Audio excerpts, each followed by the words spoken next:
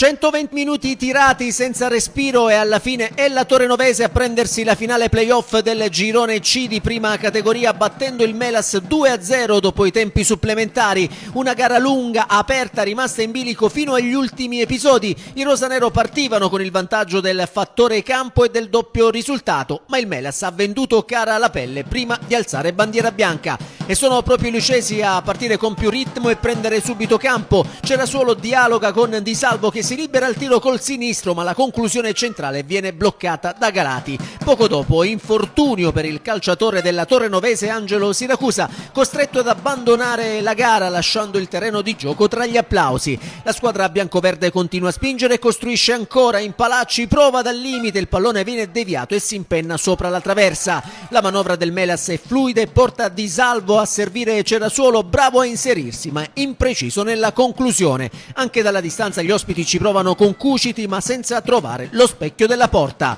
Nella ripresa l'atteggiamento non cambia e Impalà sfiora il vantaggio colpendo solo l'esterno della rete. Sul ribaltamento la Torenovese ha una buona opportunità ma Fiore non trova la porta calciando al lato. I rosanero crescono con il passare dei minuti, Fiore protegge palle e serve Gioitta che appoggia per Lima. Il destro sfila di poco accanto al palo facendo correre un brivido. La risposta del Melas è immediata e potente, Lipari toglie la sicura al destro ma la traversa gli nega la gioia del gol. La gara resta aperta e vivace con continui cambi di fronte. Su calcio piazzato la Spada costringe Galati a un intervento impegnativo, mentre dall'altra parte Lima cerca la traiettoria giusta ma trova solo l'esterno della rete. Il Mela continua a provarci anche con Celi, il cui mancino sfiora il bersaglio. La tensione cresce e coinvolge anche le panchine con l'espulsione del direttore della Torenovese Cosimo Scardino, allontanato per doppia ammonizione. Nel finale dei tempi regolamentari la Torenovese torna a farsi vedere con Gioitta, la cui conclusione viene deviata in angolo da Messina.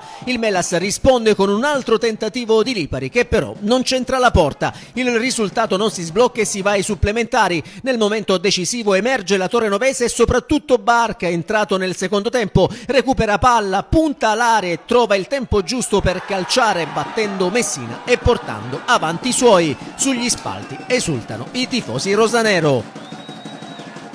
Sull'onda dell'entusiasmo i locali continuano a spingere, Fiore lavora un buon pallone al limite dell'area e serve Rai che conclude, ma stavolta il portiere è attento. Il Melas non si arrende e cerca subito la reazione con un tiro potente di Cuciti dalla distanza, ma Galati si supera e manda in angolo. È una parata che pesa perché poco dopo arriva l'azione che chiude la partita. Barca riparte e si presenta davanti al portiere e con un tocco morbido lo supera, facendo così Torenovese 2 Melas 0 e per il classe 97 è doppietta personale. Nel secondo tempo supplementare la Torenovese gestisce e ha anche la possibilità di allungare ancora approfittando di un errore del portiere, ma Fiore non trova la porta. Nel finale c'è spazio per un ultimo tentativo dalla distanza di Oddo che però non inquadra lo specchio. Poi arriva il triplice fischio, la Torenovese vince 2-0 e conquista con merito la finalissima per il salto in promozione contro il Calcio Furci, gara che si giocherà in campo neutro. Per il Melas rimane comunque una stagione da incorniciare.